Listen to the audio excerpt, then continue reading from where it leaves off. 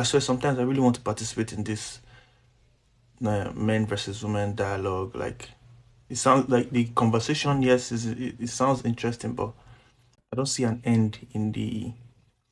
I don't even think the communities want it to end because okay, most of the people who create all this like pro men content or pro women content, it's always the same thing.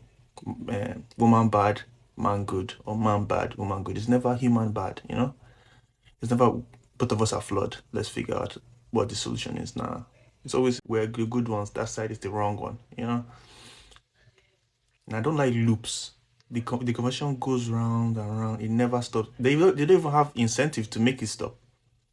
Because okay, a lot of people that are in those communities, the male content community or the female content, they don't really post anything else. You notice it. You go to their pages, you see that they don't post about anything apart from men versus women, women versus men. So you notice that, oh, they don't have any other ideas. They don't have any other talent or something.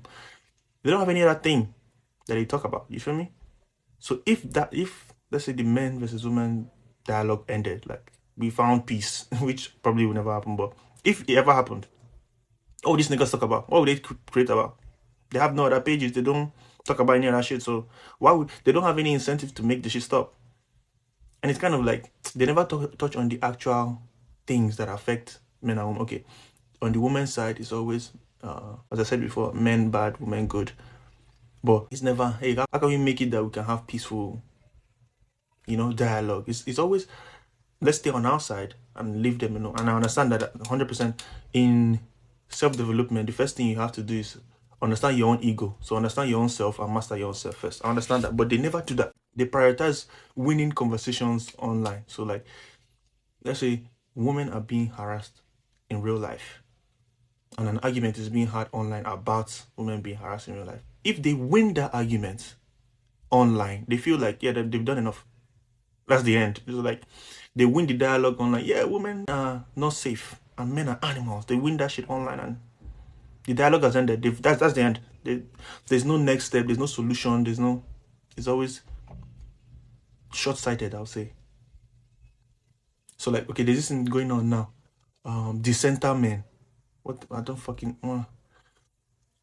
everything that they say is always with men in mind. They're either making decisions with a man, they call those ones pick me, they make decisions with men as their priority, or they make decisions like, what would I do to make it that I'm doing what a man doesn't want me to do? So it's always the center man, when it should be center self, centering self. I am the priority, The conversation is always about men or about the absence of men. It's never about themselves. I don't think I can explain it well enough.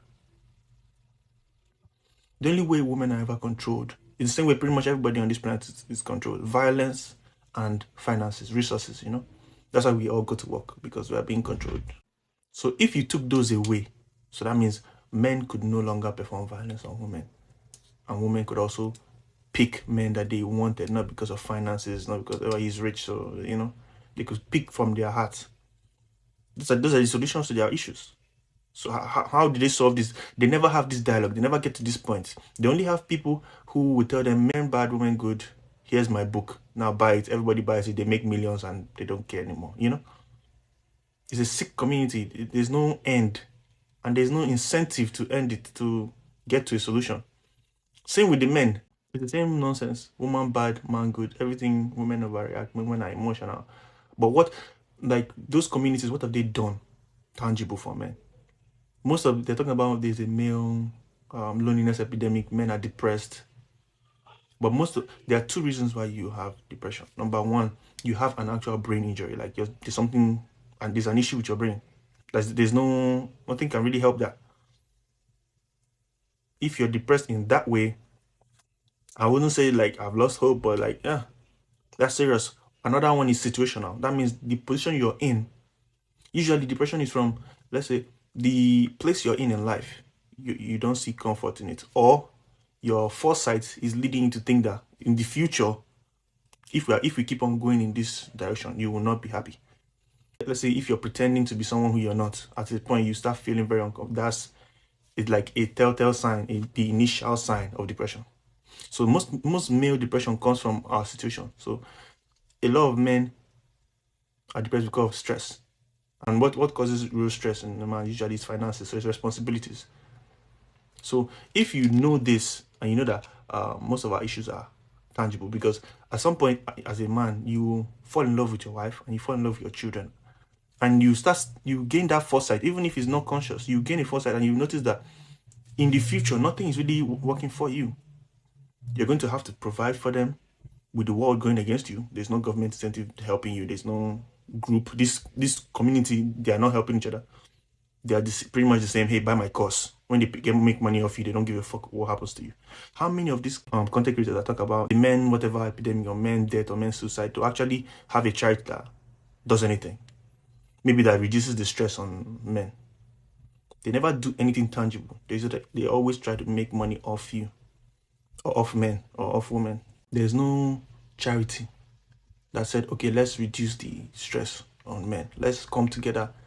And since everybody's on their individual journey to self-sufficient or to financial freedom, which is just most of the issues that are facing men is not really women. But that's the problem. That's the thing that they always tell you. It's always focus on women. Women are the problem.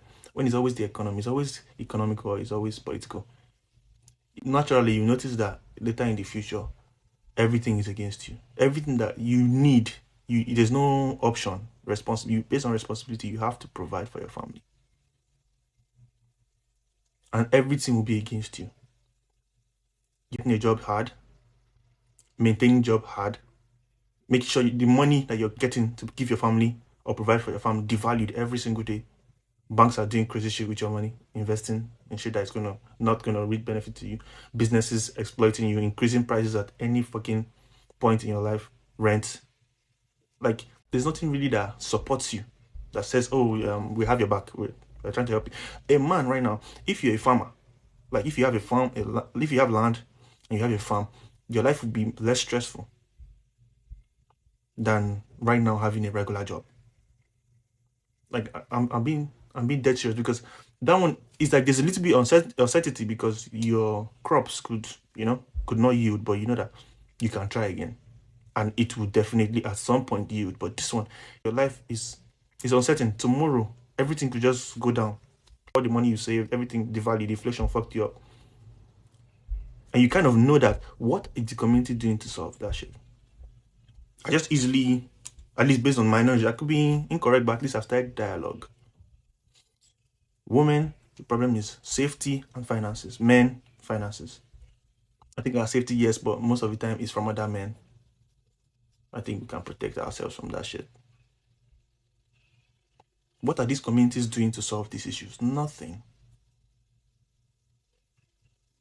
So to focus on this dialogue that is just cyclical, let's argue forever and make money off these morons forever. I don't understand it. I really want to participate in it because there are a lot of solutions that could be implemented. Because a lot of these things, people keep on saying it, but they don't understand it's a distraction. The more men and women are fighting each other, the less time they are focused on solving the issues that are actually plaguing them. That's all I'm trying to say, is that the communities don't care about their people.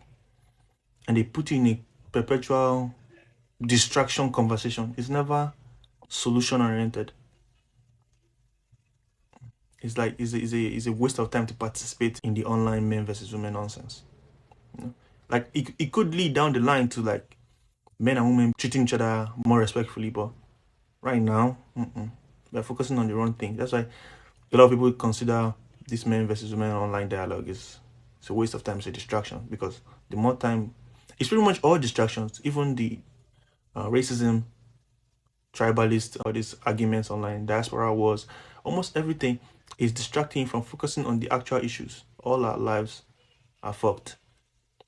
They are like their businesses, government, everything is kind of made to exploit. They're not made to help.